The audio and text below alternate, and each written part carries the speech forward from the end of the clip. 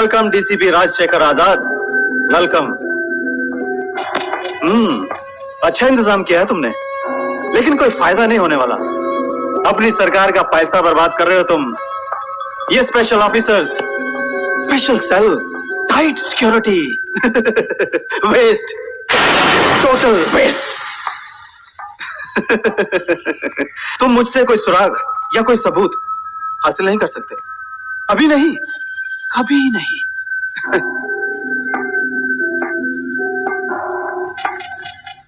क्योंकि तुम्हारी ताकत की हद सिर्फ इन सलाखों तक है, लेकिन मेरी ताकत की हद जहां तक तुम सोच भी नहीं सकते वहां तक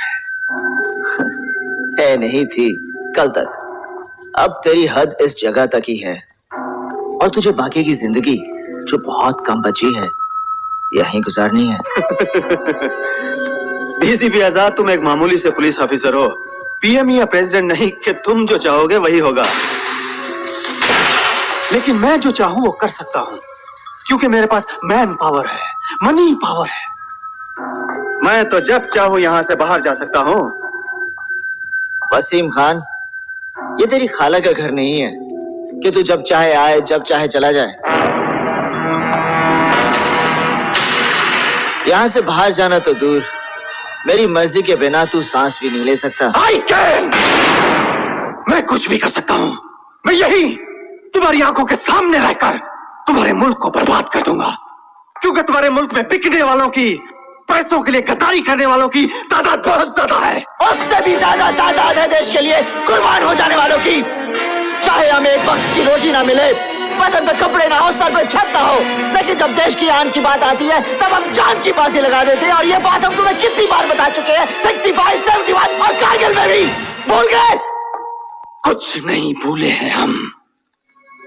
तुम लोगों का दिया हुआ एक एक जख्म अभी तक हरा है, और इसलिए हमने फैसला किया है कि तुम लोगों के साथ सरहद पर नहीं लड़ेंगे हम। अब हम भीतर घुसकर हिंदुस्तान के टुकड़े टुकड़े करेंगे।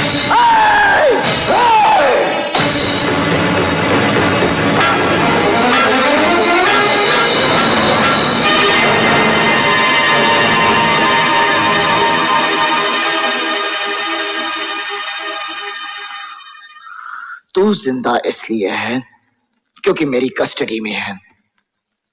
हम हाथ मिलाना भी जानते हैं, हाथ उखाड़ना भी। हम गांधी जी को भी पूछते हैं, चंद्रशेखर आजाद को भी। मैं भी पहले प्यार से समझाता हूं, फिर हथियार से। तू किस तरह समझना चाहता है, फैसला कर ले।